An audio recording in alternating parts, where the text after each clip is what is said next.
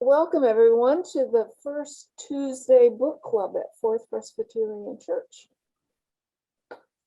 sponsored by the Adult Education Committee of the Academy for Faith and Life. I'm Carol Allen, a former member of the congregation's pastoral staff, now retired from that work. And I'm joined by Jim Garner, the current chairman of the Adult Education Committee, and want to thank him and all the members of that team for their special ministry among us. And we are so delighted to welcome Parker J. Palmer, esteemed writer, educator, activist, and grateful for his being able to share his gifts with us this evening, to talk with us about his life, his work, his faith. And in preparation for our conversation with him, I invite you to just settle back in your chair and be comfortable and take a couple of deep breaths and pause for a moment, and then let us pray. Holy presence, loving God, we thank you for writers and poets, singers and songwriters, and all who stir us to explore our inner lives and discover there your call and are drawn into ways to serve the common good. Especially this night, we honor and celebrate the life of Parker Palmer, the courage and convictions he so willingly shares that are ongoing grace notes in our journeys with you and each other. Amen. Parker Palmer, welcome back to Chicago and to Fourth Presbyterian Church. You led a retreat with this congregation many moons ago.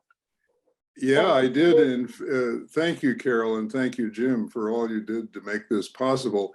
The one thing I want to say is, yes, I did that retreat. I remember that. But even more important, my parents met in Chicago and they were married at the Fourth Presbyterian Church. So I have real credentials to be with you tonight. And I'm sure my parents are smiling on this. Great. Thanks for letting us know that. Do you want to just jump in? You've seen some of the questions we're interested in, and we want to let you have as much of the floor as possible, and then toward the end, set aside a few minutes to let others who are listening to ask a question or make an observation. And would you like to start with what led you to write On the Brink of Everything, Grace, Gravity, and Getting Old? And right. The act of writing, and how does the act of writing intersect with what you've described your vocation as teacher and learner? Is that a sensible question? Oh, absolutely. All of your questions made a lot of sense to me. So let me say at the outset that I'm glad to answer questions, but I'm also delighted for people to raise their hand and put in their own questions or make a comment. I really enjoy the conversational parts of this. So please, let's stay open to that. So in answer to the question of sort of what led me to write this book, for many years when people have said, why did you become a writer? I've said, because I was born baffled. And that's absolutely true. I was born at St. Luke's Hospital in Chicago. I don't think it's there any longer. February 28th, 1939. I assume it was a cold and windy day on the shores of Lake Michigan. And I think as soon as they got me out and hung me up by my heels and slapped some air into me, I looked around and sort of said, what's this all about? I don't get it. I was born baffled. And I've felt that way about every stage of life. And the 10 books I've written and many articles have been my vocation has kind of been to peel back layers of bafflement, try to understand things that have really challenged and engaged me, like community and democracy and leadership and education and the faith journey itself, the spiritual journey, organizational dynamics. The many things I've written about as an independent writer have all been things that I've been trying to understand. And so my writing, I think, has a lot of wrestling in it with these big questions. And it's always the case that when I peel back one layer of bafflement, there's another layer underneath that. And so it just keeps going. It's a life of inquiry, really. And I think what ties together, Carol, to answer your other question, what ties together teacher, learner, writer, is that it's all a seamless part of a life of inquiry. I've just been very drawn to this notion that we're here to learn.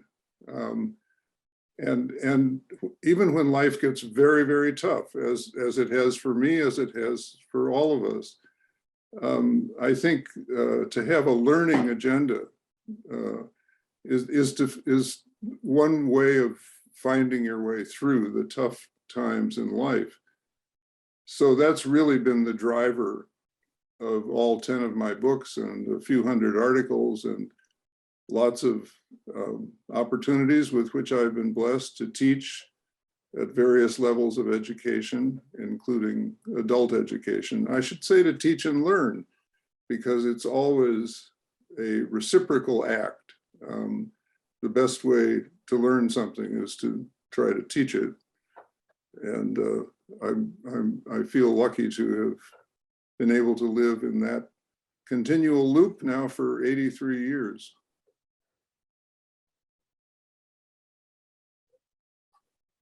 And so you've kept on, and in your book you described 7 ways you've experienced aging, and along the way how you became a Quaker in your journey and have taken on a contemplative life. Would you like to talk some about all of that? Sure, that's a big piece to chew on, but I'll do it as economically as I can. I was raised in the Methodist Church. I don't know if anybody there hails from Wilmette, where I did most of my growing up, but it was at the time the Wilmette Methodist Church. I think it's now Trinity Church of the North Shore. My parents were very engaged Methodists. My dad served on the board of Garrett Theological Seminary. And so the formation I got in the Methodist Church was very valuable to me. I'll always be grateful for it. I'm especially grateful for the fact that there was an extraordinary youth minister at the church when I was growing up there. And he had a great impact on my life. He knew how to bring kids together in a way that really gave us a taste of the beloved community, something we weren't getting at New Trier High School or out in the larger world. But with Bert Randall at the Methodist Church as our youth minister, we got a lot of that. So I went on to Carleton College. I studied religion and philosophy and sociology there.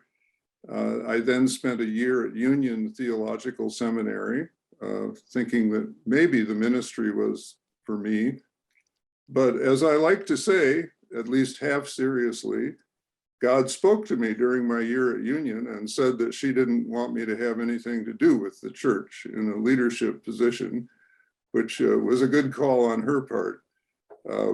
And she sent me directly to the University of California at Berkeley in the early 60s to work on a PhD, which it was in sociology, but where I focused on the sociology of religion. There's a long journey there, obviously, but I was touching in with religion as an academic study at every point along the way. But I think as I got deeper into my 20s, it started to come to me that religion had become an intellectual enterprise for me, that I wasn't much feeling it in my heart or in my bones. And I began to do, some self-searching, which we do at various stages of life, especially around the question of vocation. Is there such a thing as being called to a particular kind of work? And what or who is calling us? And what in particular might my calling be? Well, by the time I got my PhD at Berkeley in 1969, the cities were burning. A war was raging in Vietnam.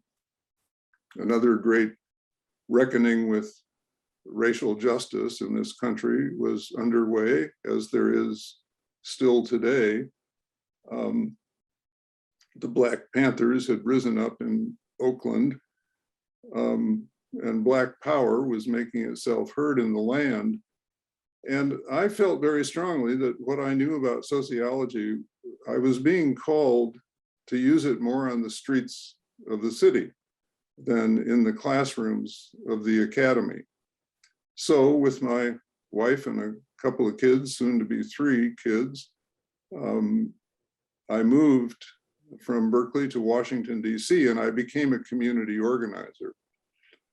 I could go into great detail about that work, but I'll simply say that it was devoted to an important piece of racial justice in one of the cities that was burning.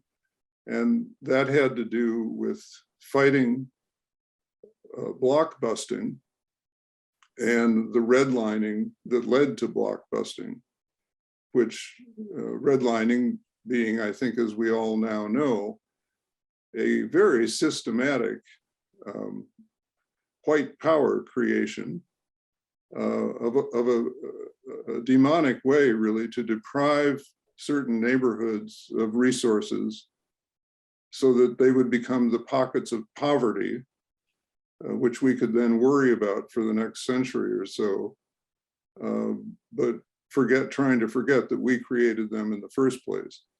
And so that work as a community organizer in DC for 5 years, starting in 1969, had a great impact on me.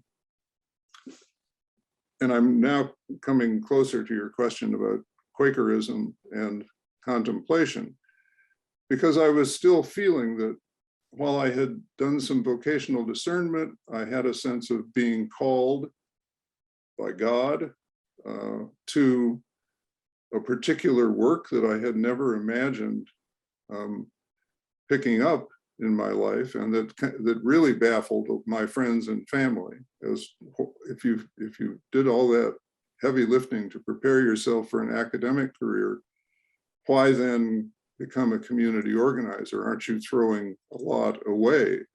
There wasn't much money in that field. There weren't opportunities for advancement in that field.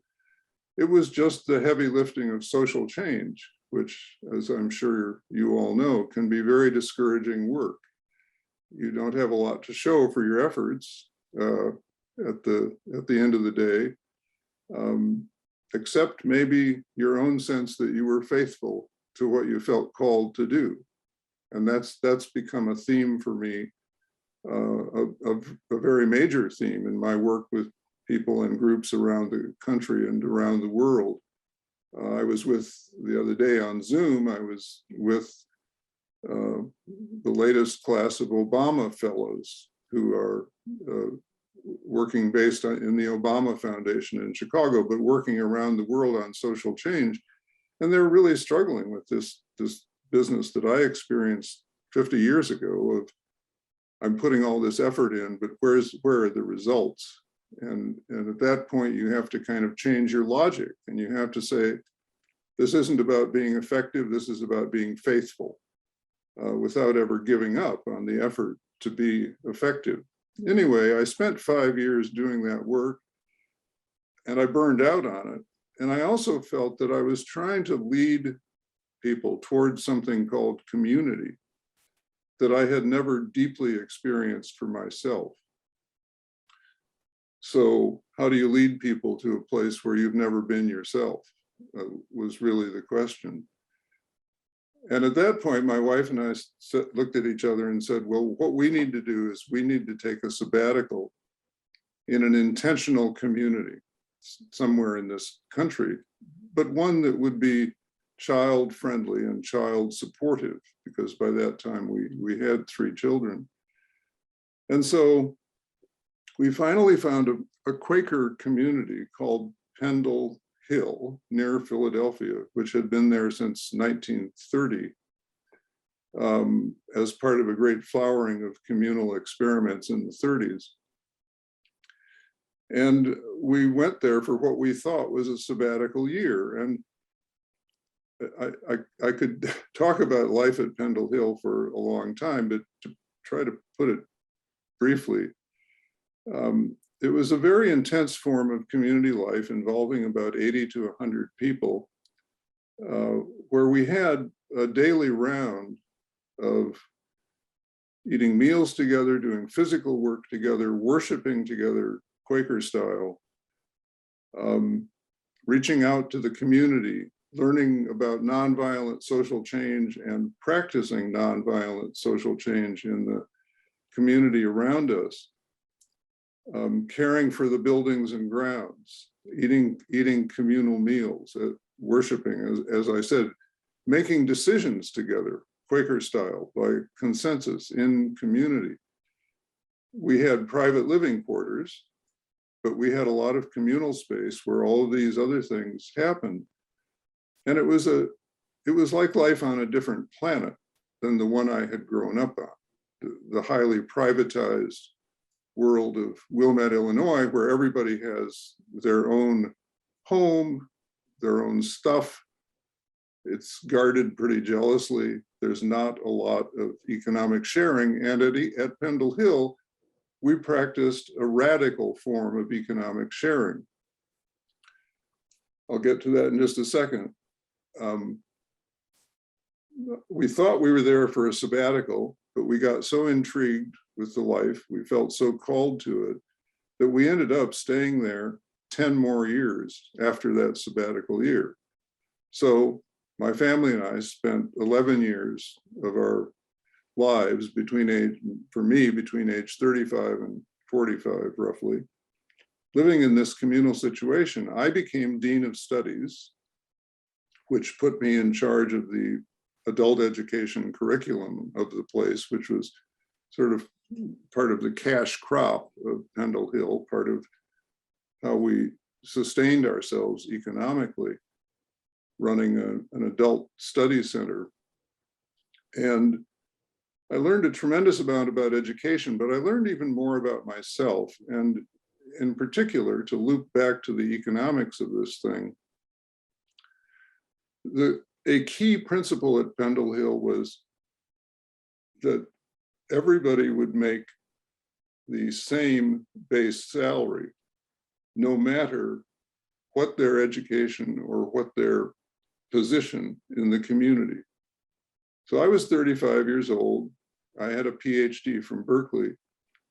I was working as Dean of Studies, which gave me considerable responsibilities, but I earned exactly the same money as an 18-year-old who came to Pendle Hill to work in the kitchen or the garden because he or she did not know what next step to take in life. And they needed a safe, healthy, nurturing environment to discern their vocation.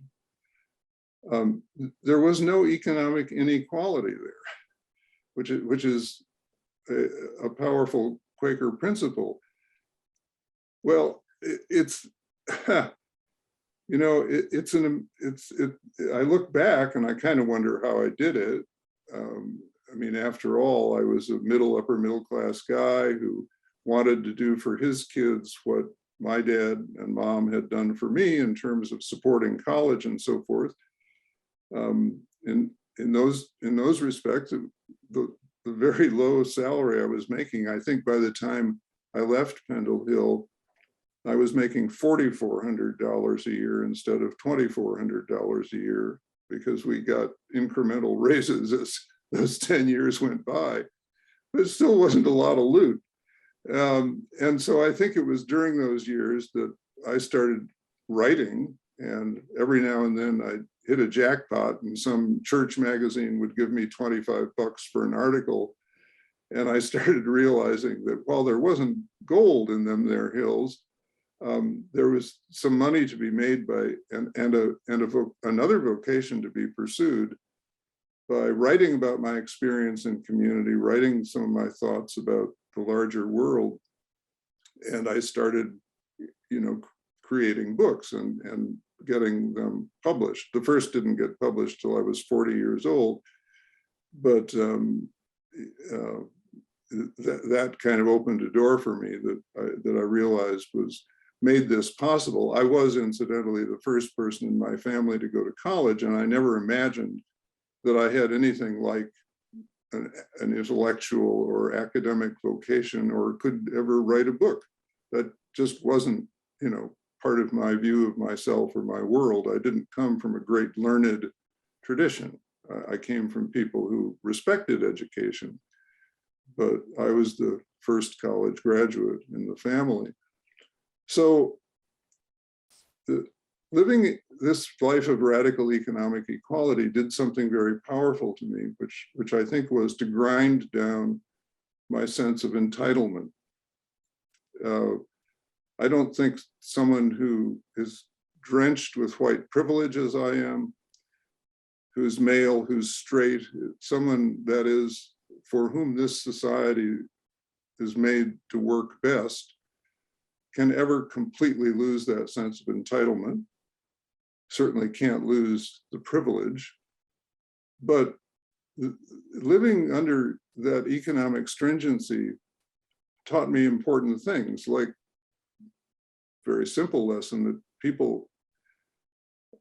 people's value has nothing to do with how much money they make or how much they've managed to accumulate.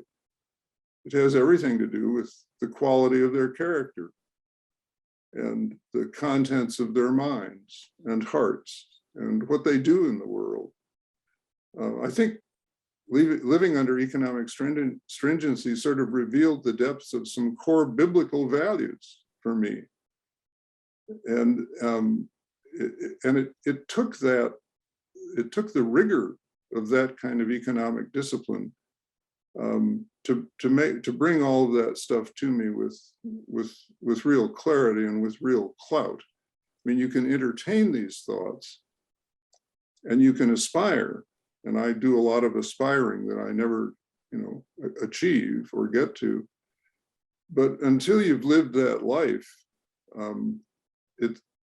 you can't sort of replicate the effects of living that way economically, except by doing it. And so I deeply, despite the struggles of that period, despite the economic anxieties that it created, despite, some of the hardships that came with it, I'm deeply, deeply grateful for that 10, 11-year passage in my life and what it brought to me. Quakerism, people don't know a lot about Quakerism, I think, but this will bring me to the final thing I want to say about the contemplative lifestyle. Quakerism is a form of Christian faith that emerged in the 1600s in England, that is both deeply inward and deeply engaged with the external world. The key idea in Quakerism is nothing, absolutely nothing stands between me and God. And every human being has within them that of God. has within them what the old Quakers called the indwelling Christ, has within them a voice of truth. And that voice, the voice of the inner teacher, is the most important teacher we've got. That's the voice you listen to when you're trying to discern your vocation. But Quakerism also deeply believes that there are lots of voices within each of us, not only a voice of truth, but a voice of greed, a voice of fear, a voice of envy, et cetera, et cetera.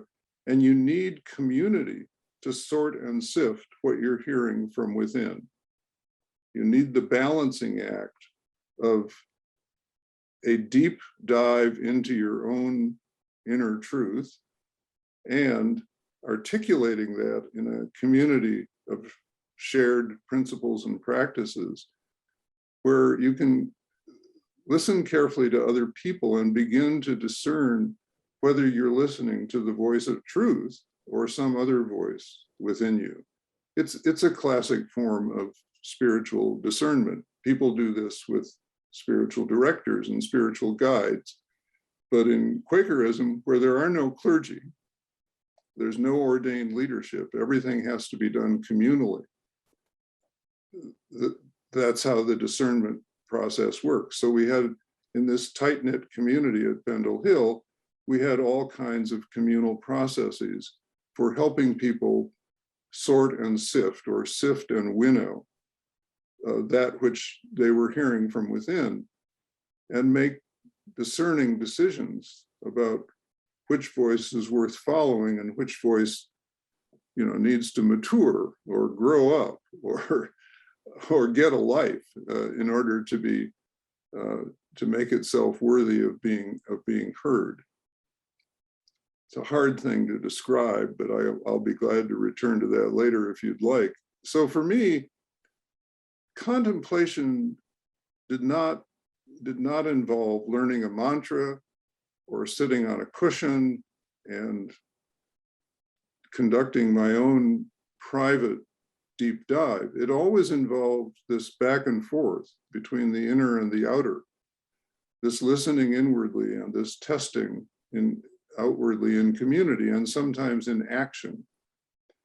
And so out of that, and I've done a bunch of writing around this little insight, I developed my own definition of contemplation, which goes like this. Contemplation is any way you have of penetrating illusion and touching reality. Contemplation is any way you have of penetrating illusion and touching reality. I object to this notion that you can be a contemplative only if you can sit cross-legged on a cushion. I object to the notion that you can be a contemplative only if you use the techniques prescribed by certain traditions. What I believe is that living deeply and well is a constant practice of contemplation. And let me give you an example.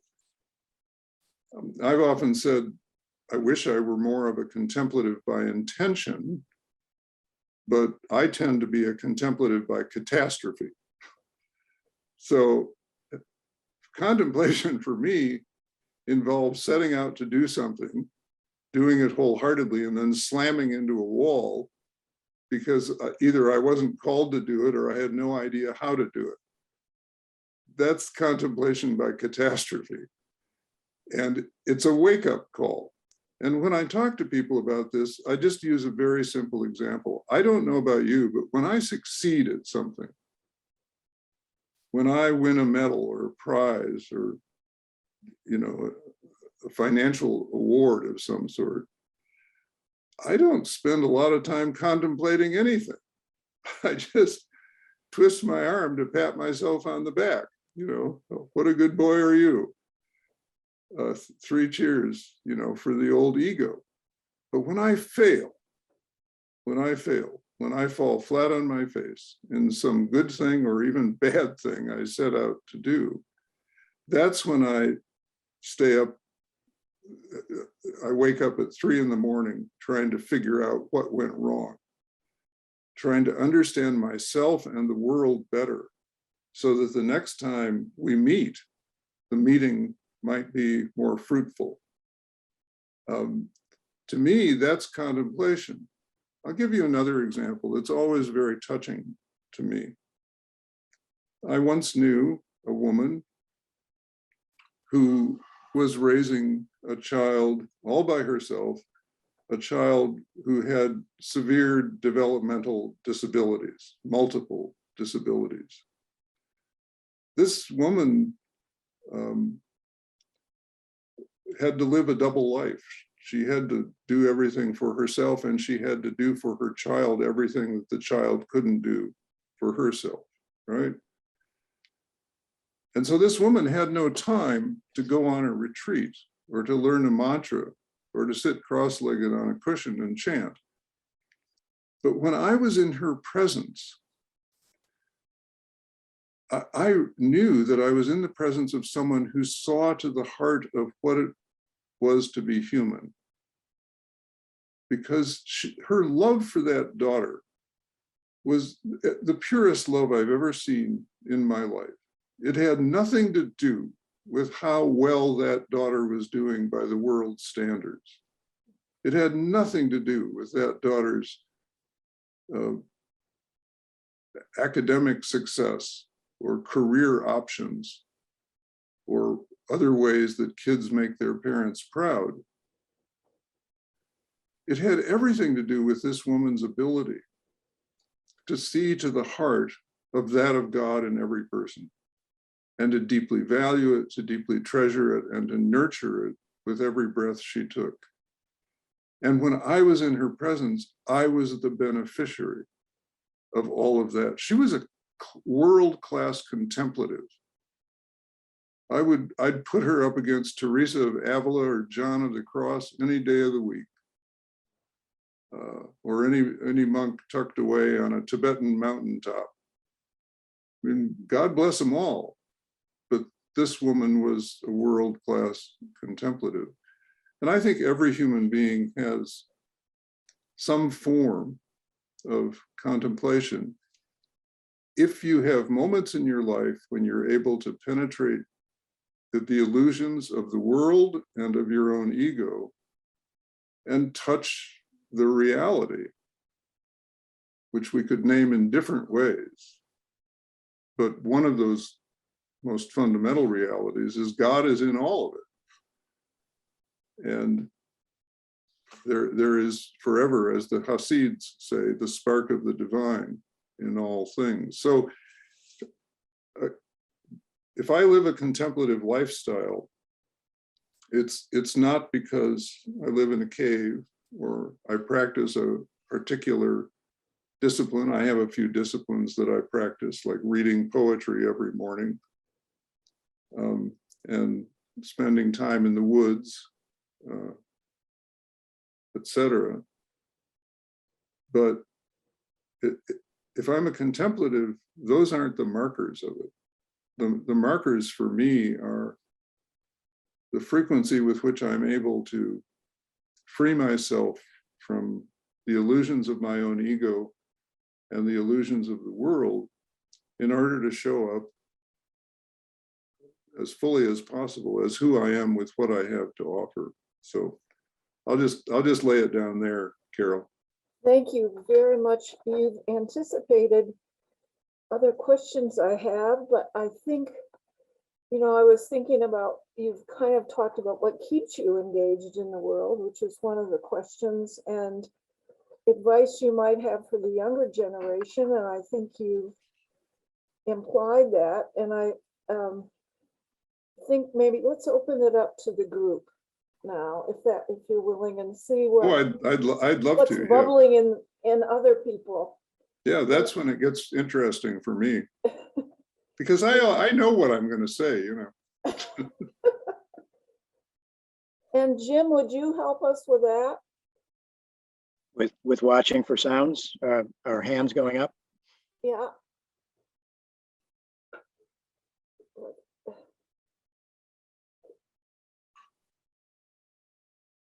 Do we want to go to the gallery view or just Just remember, I'm a Quaker and we worship in silence. So if you want to have a Quaker meeting, I'm good with that. No problem.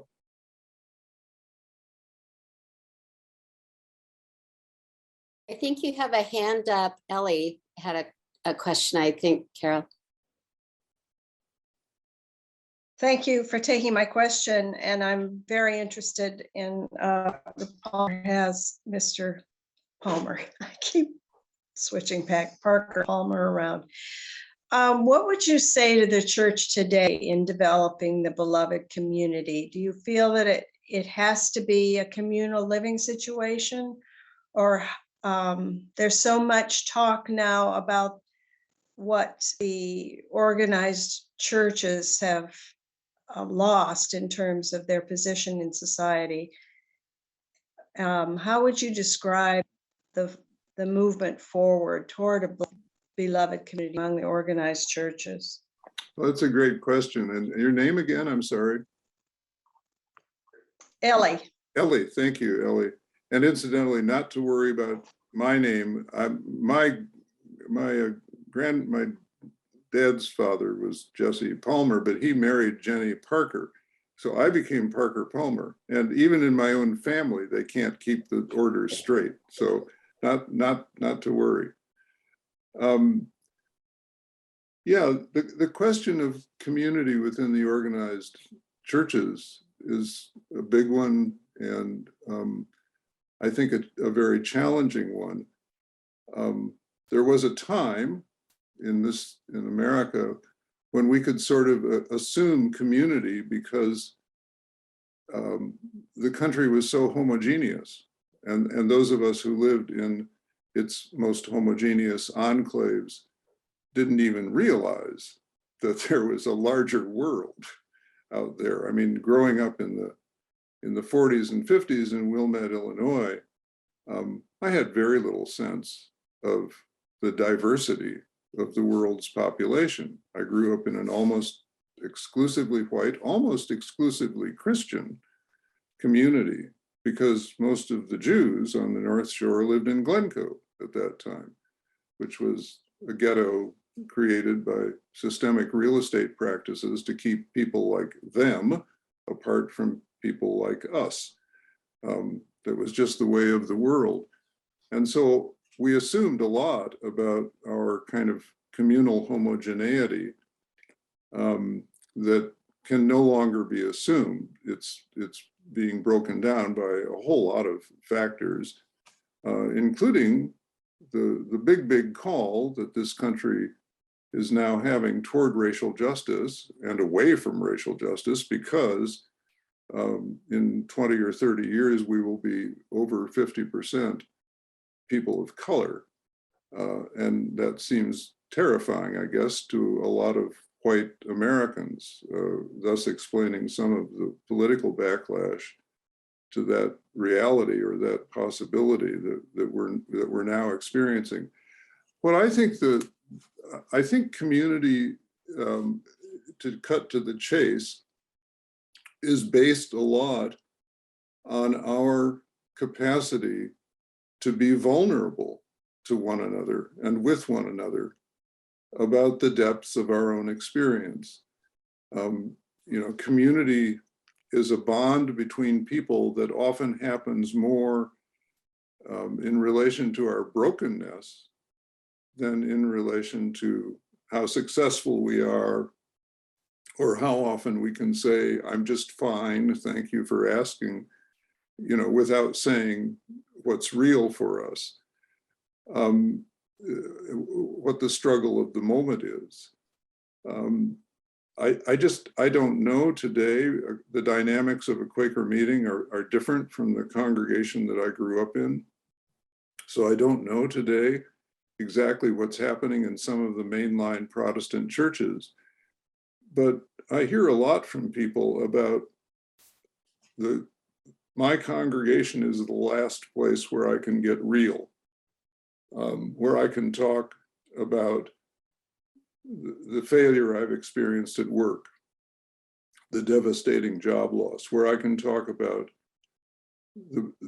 the cracks and the breaking up that's going on in my most intimate relationship, where I can talk about a child who's going off the rails in his or her teenage years, where I can talk about my fears for my grandchildren. I think there's a lot built into organized religion that kind of, inhibits those depths, the kinds of connections that happen when we're able and willing to be vulnerable with each other. And it's almost reinforced by some of the externalization of religion that goes on in some congregations.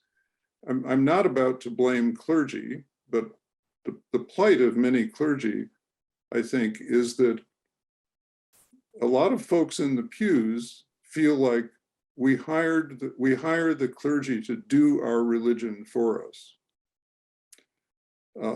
We hire the clergy to take the faith journey that we don't want to take.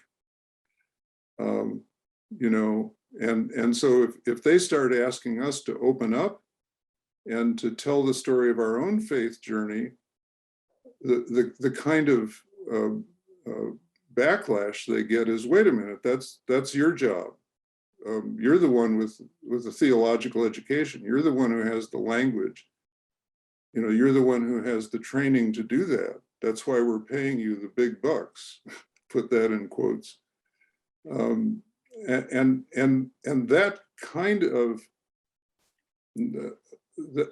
that kind of system, which is sort of what gets created in some churches, defeats the goal of community very quickly and very decisively. Now, some people will say, well, community comes from getting together and going out into the larger world and doing a project. Let's build a Habitat for Humanity house. That's good stuff. That's good work. And yes, there is some community that comes out of that.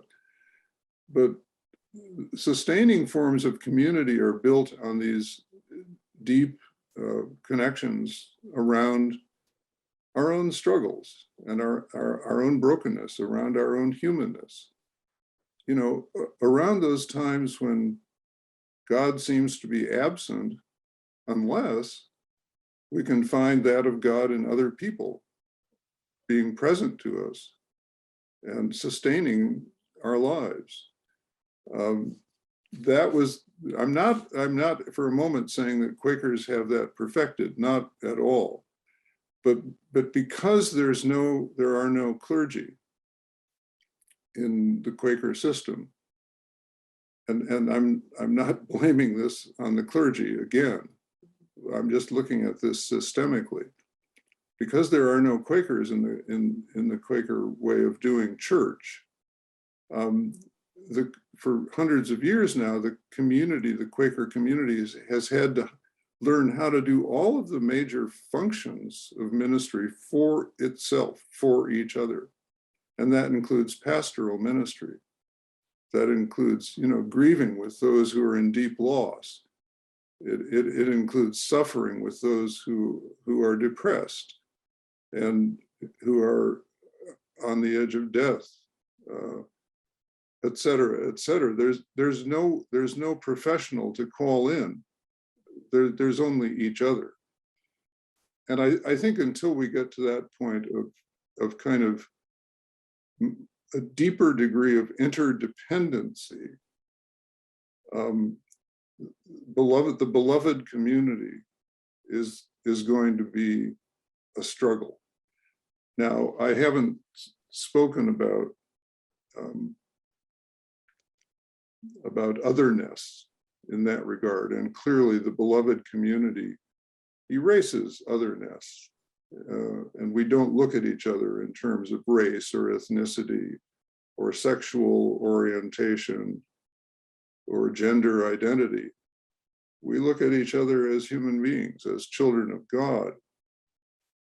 And there are all kinds of things that make that difficult in a lot of the forms that I know of in mainline Christianity. So, I don't know what more I can do right now. There are ways forward with that, but I think the strategy for going forward is not to try to get everyone to jump at once. I think the strategy for going forward is small groups of people who begin to model within the life of the church what these steps toward the beloved community look like. They do it quietly, they do it authentically, they do it as a form of witness if anybody's looking in. And eventually I've seen situations where other folks say, that looks very life-giving. You seem to be finding something deep and nurturing in that. How do I get some of that for myself and in my own life? Parker, is it intergenerational? Are these groups often or sometimes intergenerational so that older and younger can have some kind of sharing at a deeper level? Yeah, absolutely. Thank you, Carol. And Someone raised that in the chat. yeah, I think the intergenerational piece is very important, and it has its own challenges. One of the things about the younger generation is the ones I work with anyway, and I do a lot of work with people half my age and less.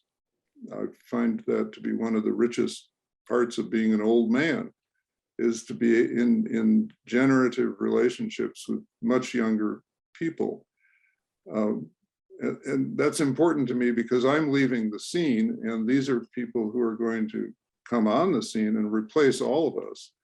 And the exchange between them and me is so rich. I learn the world as they see it. They may learn a little from me. But one of the challenges of the younger generation is they're ready to jump into the deep end right now. They've got no problems talking with you about racial tensions, about sexuality, about all kinds of things that people in my generation and of my race and general demographic description are very reluctant to talk about. So there won't be creative relationships with younger people among a group of Christian elders who are still stuck on the things that the young folks have shaken off. It's just not going to happen. Why would it? And incidentally, diversity isn't going to happen among a group of older white folks like me who can't even deal with the diversity within their own community, who can't deal with the brokenness in various lives, which is the form of diversity that we carry with us. For some people, it's the gay son that they don't want to talk about, et cetera, or some of the things that I mentioned earlier. Why would a person with a visible difference want to join a group of people who can't handle their own invisible differences in what looks like a homogeneous community? So the reason I love the question is that it's a really, really hard question.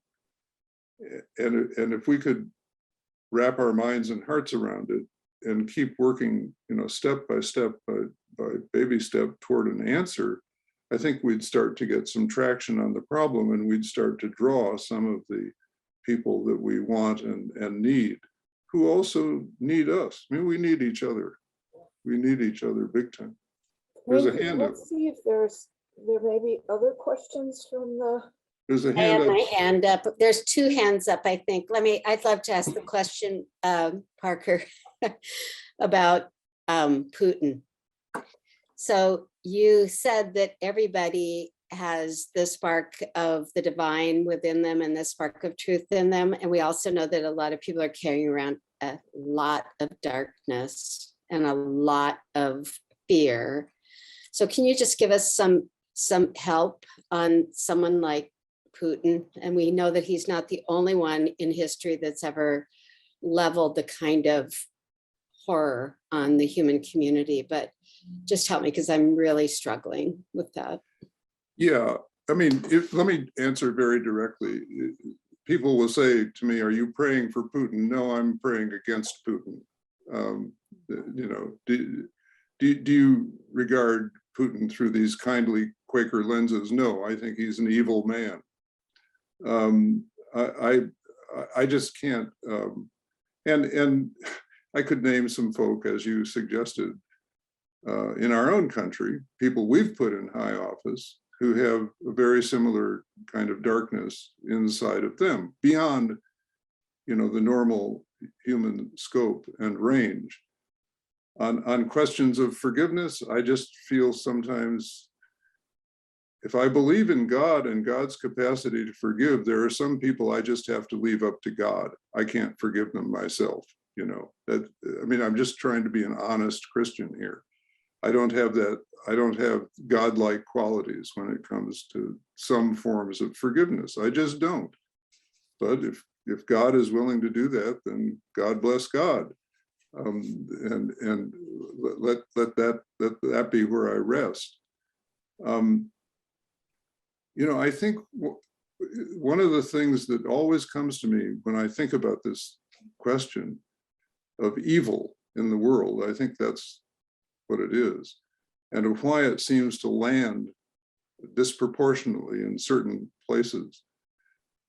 I think about the terrible, terrible distortions that happen to people who come to occupy high office, to whom we give great power.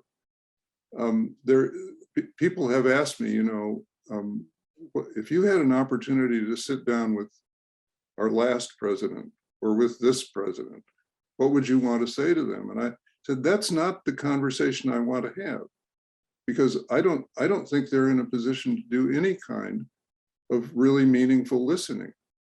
The conversation I want to have is a we the people conversation. And that's the one I've devoted my life to, because the problem of evil is dealt with only by countervailing power of the good. And that is within our capacity to generate. It requires, you know, coming out in the current American context, it requires saying things that will make some of our family members and some of our friends very angry about our own prophetic judgments on the current situation. It will involve talking about issues on which there are no two sides. I mean, I refuse to have a conversation with someone who basically disses democracy, who basically doesn't want democracy, who approves of all kinds of measures and steps and attitudes and policies that will be the death of democracy. There aren't any two sides to that. There aren't any two sides to the rightness of white supremacy. It's just wrong, etc. So there are hard conversations to be had. And that's the kind of conversation I want to be involved in, because we who are not carrying great power are not subject to all of those distortions.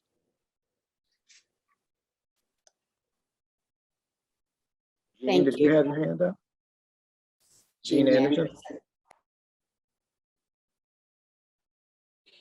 I was very struck by the lines, "There are millions of kids who want to be treasured, not measured." And in regard to this question of the threat to democracy, I wondered what kinds of new visions can we have for educating our young people? Yes, thank you. The question very close to my heart. I'm a big fan of teachers, have been forever. I see them as our first responders and our culture heroes.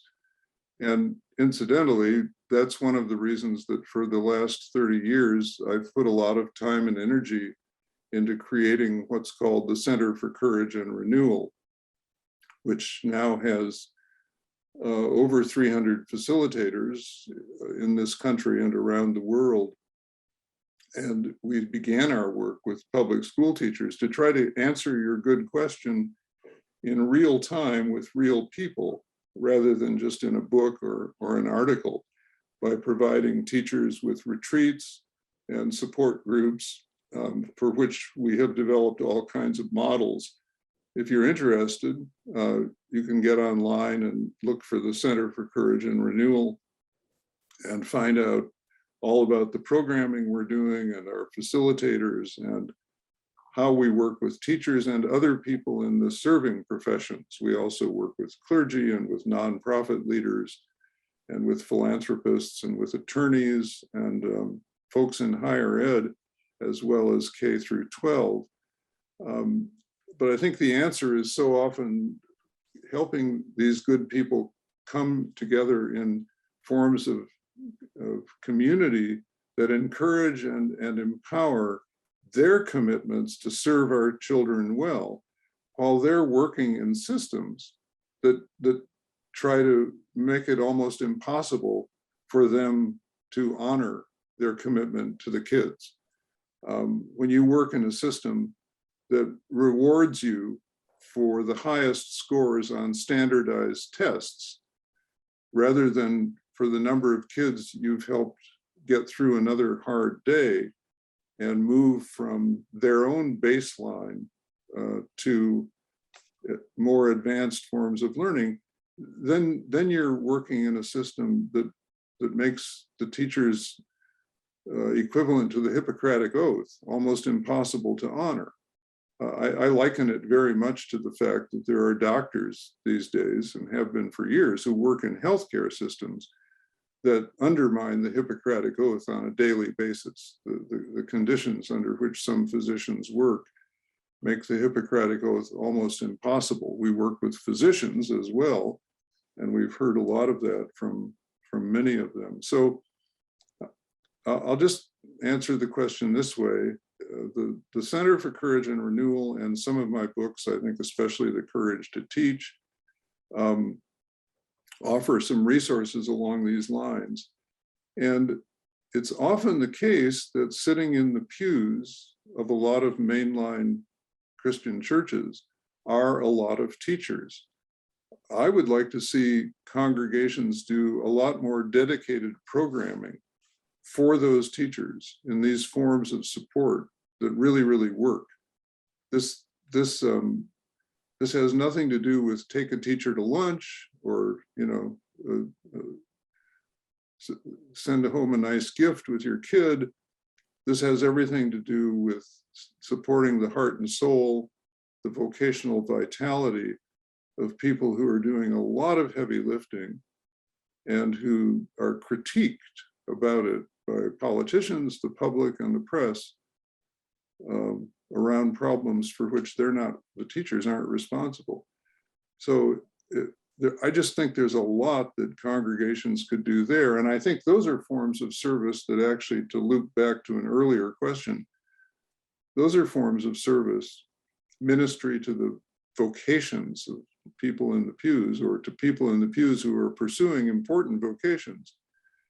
Those are forms of service that could enhance the beloved community within the congregation.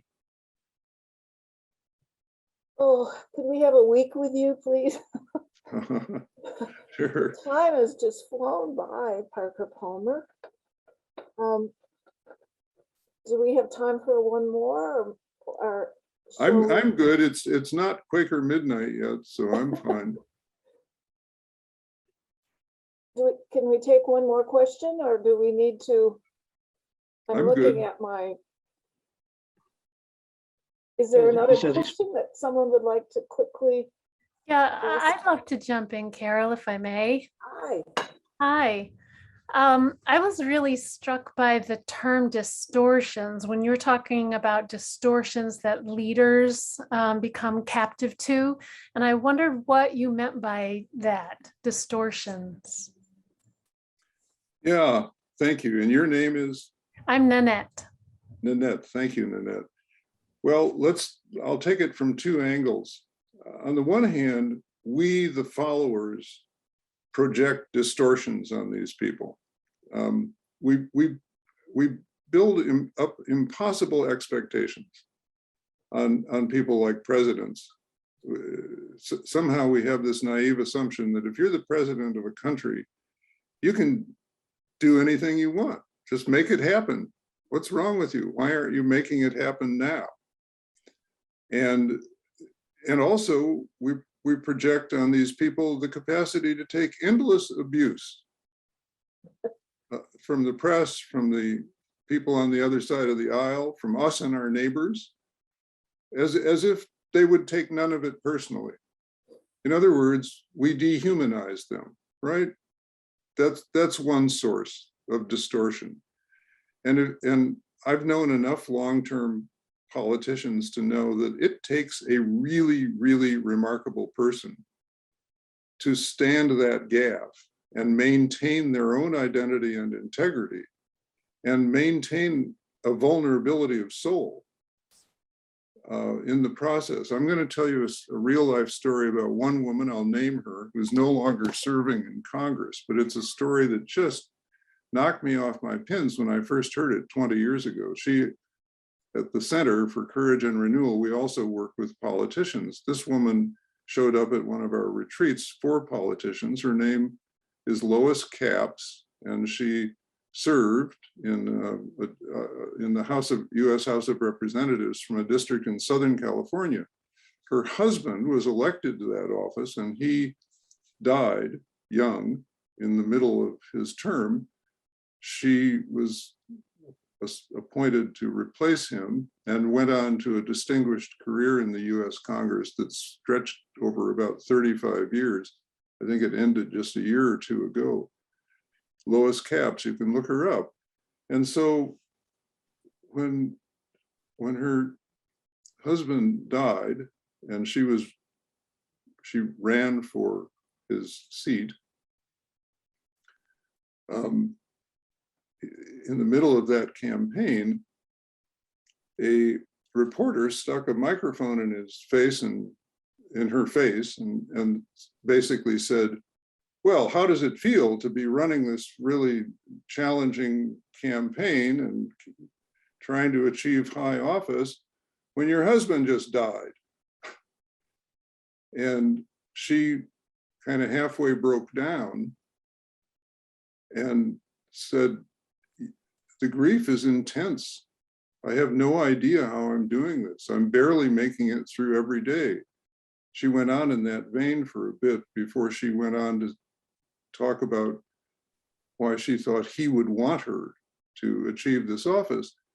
And the whole thing was reported in the paper the next morning. The whole vulnerable, human, gritty interview. As soon as the paper hit the doorsteps, her campaign manager called her and said, Lois, if you ever speak so vulnerably to a reporter again, I quit. And she said, you don't need to quit, you're fired. Because I never intend to give up my humanity in this office. That's what's happened to so many politicians I know, and it's not going to happen to me. And she never did. But she's the rare one, right?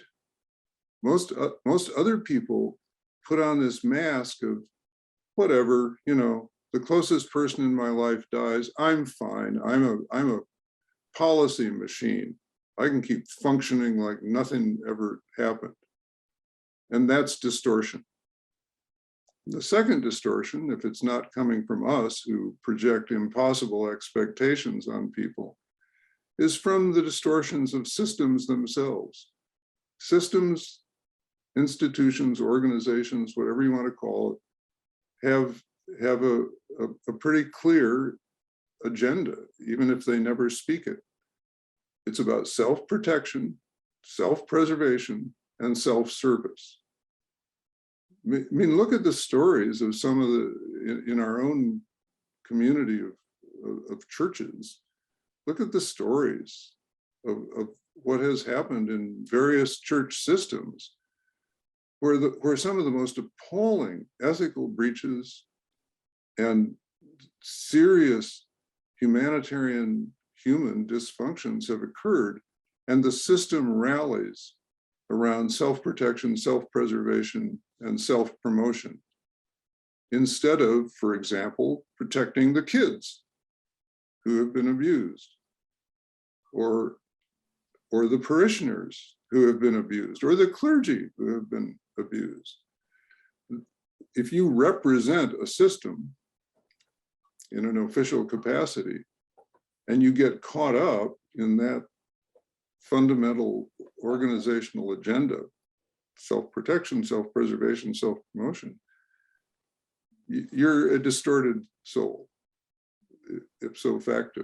And so that's what I meant. I mean, it's a great question, and it's important, I think, to think about it. But that's how I see it. And unfortunately, I just don't think there are enough lowest caps in leadership in a variety of settings. But God bless the ones who are out there, and they're still with us, you know. You've spoken truth to power frequently, and you've just given us how you stay active in public life, at least the values that help you stay involved in public life, and some of what you would say to the younger ones coming up after us. Should we, I would love to go on. I'm not sure what limits we have. Jim Garner? We have no technical limits. It's just Palmer's, Mr. Palmer's energy, Oh, stamina. we can go on? Yeah, my stamina is great. I'm trying to stay within our hour. So let's have some more questions. What's bubbling around in you now? We've heard from the heart and mind of Parker J. Palmer, and your hearts and minds are stirring and bubbling, and some good questions have come.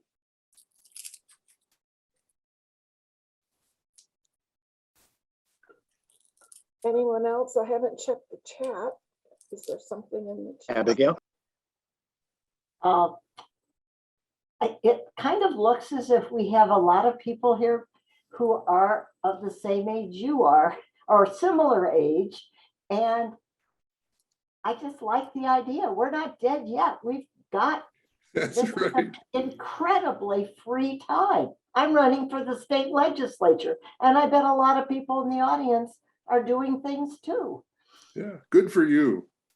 That's great. And I sent a message to you privately about our connection, but Okay, maybe somebody can get the chat to me before this ends. Yeah, that would be great. Yeah, that would be wonderful, because I'm not able to follow it as we go. and you shouldn't. Yeah, but thank you. There is a question in the chat. Okay, somebody want to read it to me? Says you emphasize the importance of friendships and relationships with people decades younger, different from yourself. How would you suggest that ordinary people, not well-known authors and teachers, do that? I guess establish those relationships. Yeah, it's a good question, because we live in an age segregated society, don't we? And it makes it tough for a lot of people to find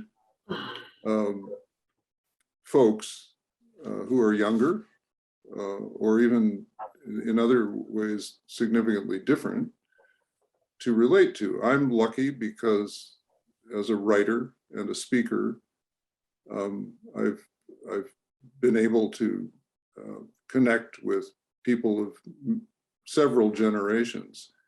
I mean, one of my joys in life these days is when some young person, maybe 30, will tell me, you know, my grandmother gave me a book called Let Your Life Speak for graduation that they had given my parents, and now they've given it to me. And that's wonderful, and that puts opportunities at my doorstep in a way that I'm sure a lot of people don't get. I have friends in their 90s who have connected with younger folks by volunteering in public schools to do things as simple as reading to kids, and have connected not only with the kids that way, but with the younger teachers who are delighted to know someone from the grandparents' generation who cares that much about children, and can help these teachers carry that caring in a way that a lot of adults are just too busy to do, or don't have the imagination or the felt need to try to do. You know, beyond saying volunteer in situations like the schools, the YM, YWCA. My dad, when he was in business in Chicago, was very engaged with the YMCA Hotel, which was a source of intergenerational connectedness for him. Beyond making suggestions like that, I'm not sure what more to say. Sometimes, you know, within families, within friendship groups, and again, it could and I think should be a part of congregational life. If a congregation has been able to maintain a multi-generational congregation, and I know those dynamics are changing all the time, in those settings, there would also be opportunities to make connections with young people that would be understood as safe and legitimate and not, you know, threatening in some of the ways that that has become, sadly, in our society. So I just think you have to use your imagination to figure out ways to reach across lines. When I was teaching college, I'm just doing a little thinking on my feet here, or on my seat anyway. When I was teaching college, I taught a course on seeking a vocation. And I told the young people in my class that I assigned them to go out into the community and do an interview with someone who was doing the kind of work, an older adult who was doing the kind of work that they thought they might like to be doing 5, 10, 15 years from now. Not a job interview, but just an interview of how did you get to be who you are? How did you get to do what you're doing? An interview about your interest in the life course of another person. And I said, I know you're going to feel shy about this. I know you're going to feel like they would have no interest in talking with you. But believe me, nothing is more gratifying to an older person than for a younger person to express interest in them.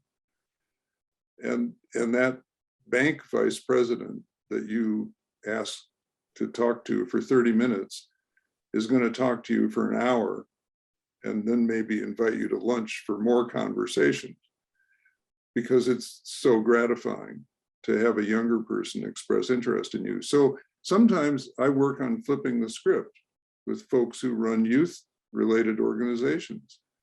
I said, you know that some of these kids want adults in their lives for meaningful exchange, older adults. So help them make those connections from your leadership position.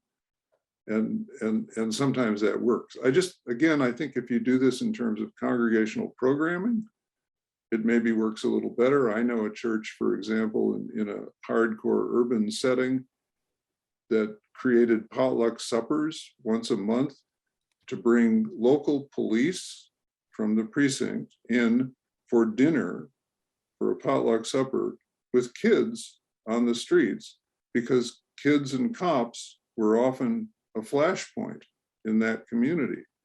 And there was an agenda over these dinners, a facilitated agenda, to learn more about each other's stories, about each other as human beings.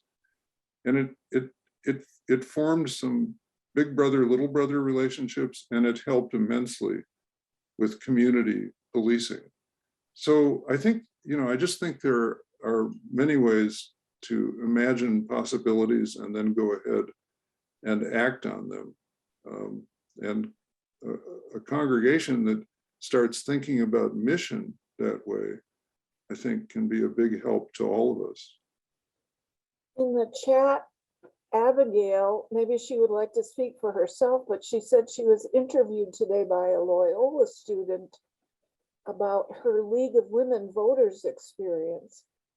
And there was great conversation on both of their sides, an example of what you're suggesting. Yeah, that's wonderful. I think if more, high school teachers and college professors, and there may be some within reach of your voice, would suggest to their students that they do that kind of thing, and even as I did in my class, require it. I mean, I wanted my students to have that, at least that much experience of the older adults world and the kind of path, the walk that people have to make towards vocations of the sort they were interested in. So I think there are all kinds of educational reasons for doing that kind of thing, and it could be done more often if we open our imaginations. That's a good story there. It seems like you're giving us a new way to think about what it is to be a patriot. Mm. Can we take one more question if there? Sure. You want to ask me about patriotism? Well, let's see if there's one from our group. I don't see anything more in the chat. Jim, you look like you were chomping at the bit to ask a question. Oh, I always look like that. Yeah, I know, but I would love to hear your question personally. I wanted to ask the pastoral staff a second about the young adult ministry in church, because I had a Zoom call with a few people a month ago saying that when they're in their 20s and early 30s, they feel adrift in our church because they think everyone solves their problems, that people have not been at their stage of life, and they feel quite shy to bring it up. And maybe Nanette knows about this, or Lucy. I'm mangling the idea, but it's to bridge that generational gap, to talk with people in their 20s who are very fluid in their life, there's a lot of upheaval, there's a lot of uncertainty, and the chance to just meet for half an hour on a Sunday after church. I think it's a great idea. Yeah, I absolutely do. And I think, Jim, I get a sense of maybe what part of that issue is, which has to do with the fact that young people tend to look at older people and for a variety of reasons say, oh, what can I learn from them? They've got their lives all together. Mine is a mess, just a hot mess. And that's partly because we pretend we have our lives all together. And we should stop pretending. Again, that level of vulnerability where a person is, an older adult is willing to say, look, this has been a long road for me. I mean, here, one of the flat out truths about me that I'll share with young people when it seems appropriate is that my sense of vocation didn't come together coherently until I was 50 years old. And so when I get a 30-year-old saying to me, I'm just on the edge of the abyss because I haven't figured my life out yet.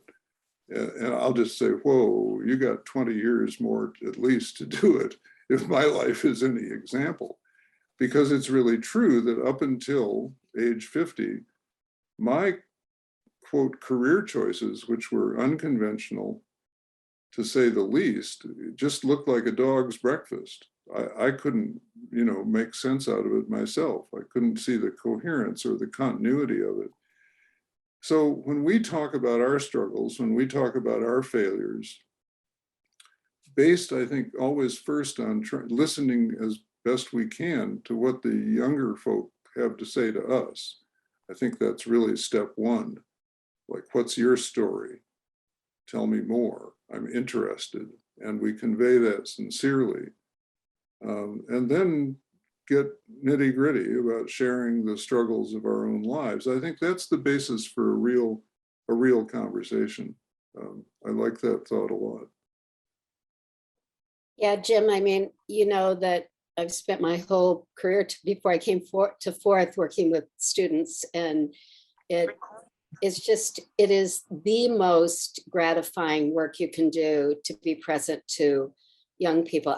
I think, Parker, what I heard in your book on the Brink, I mean, it's just so moving, and it's just time that congregations recognize our role in being able to kind of nurture and bring forward this new generation of young people. So very, very grateful for your influence on my life as a teacher, but also the charge that I'm hearing tonight, which is for us to really mobilize this incredible congregation that we have to do that work here. So thank you.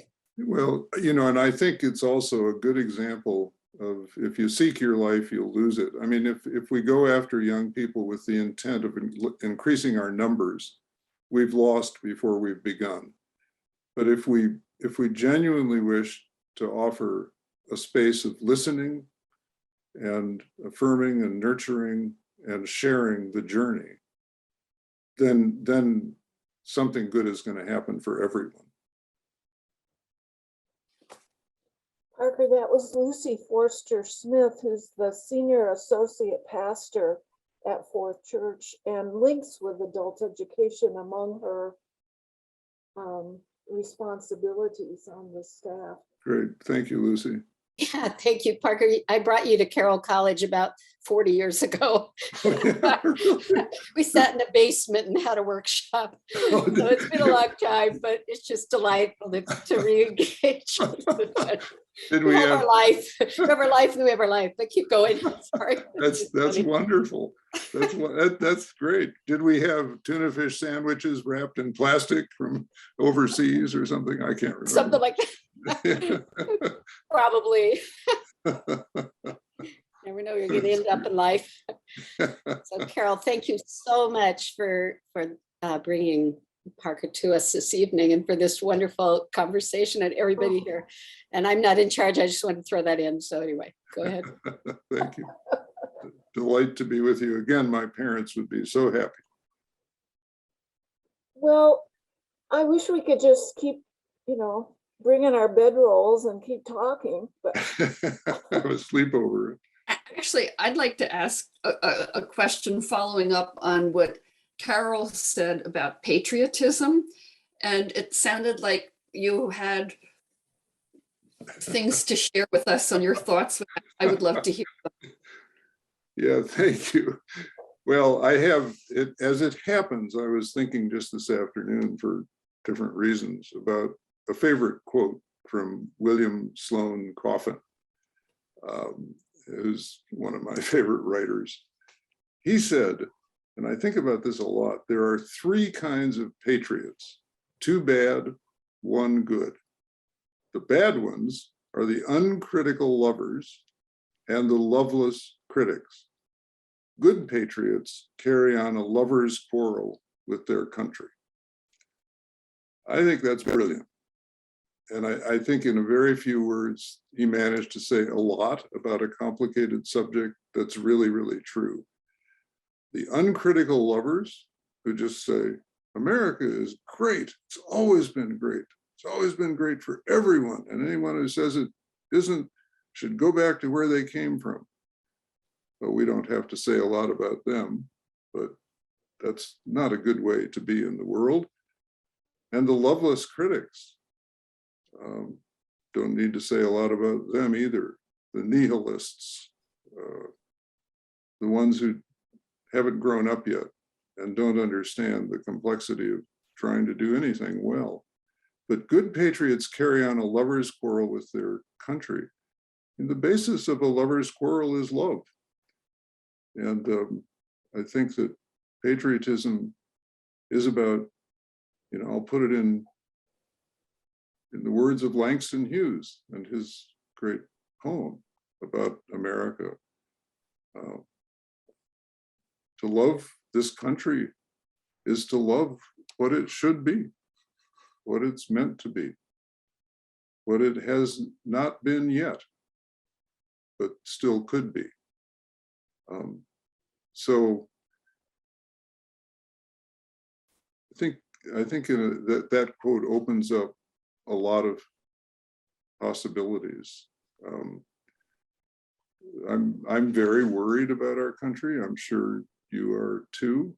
I do think that our democracy is at risk, and there are many, many complicated forces and factors playing into that. But I also think that even as we see the rise of some populist tendencies that often precede authoritarian, even fascist forms of politics, we also see the rise of a lot of well-targeted social political engagement around issues that really matter. People willing to carry the weight of a tradition that has a very important role to play in a very complicated world. People who are grown up enough to understand that, no, we aren't perfect, but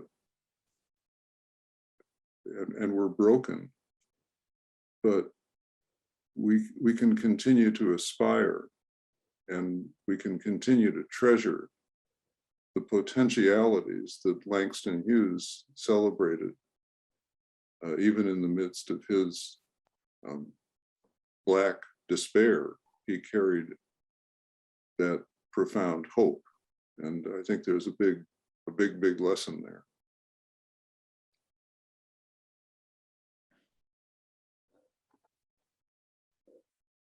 Thank you for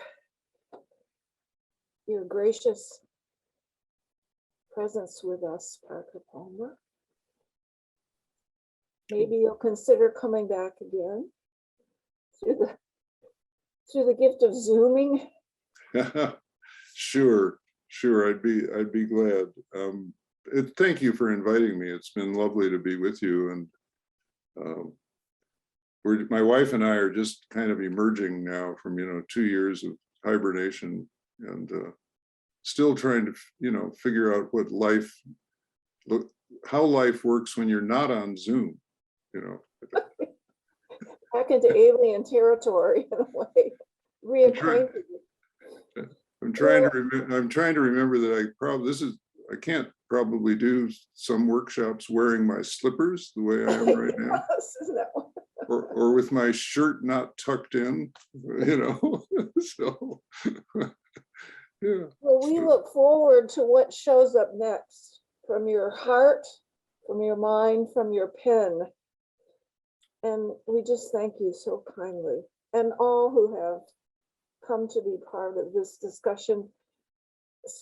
Many of us here have been following and read your books along the way at different seasons of our life, and taken images and stories and metaphors and experiences and helped in our own storytelling.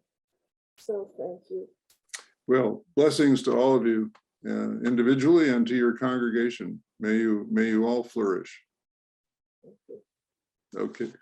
Amen. Thank you all. Thank you so much. Thank you so much. Thank you. Take good care. Thank you. Bye. Bye-bye. Goodbye.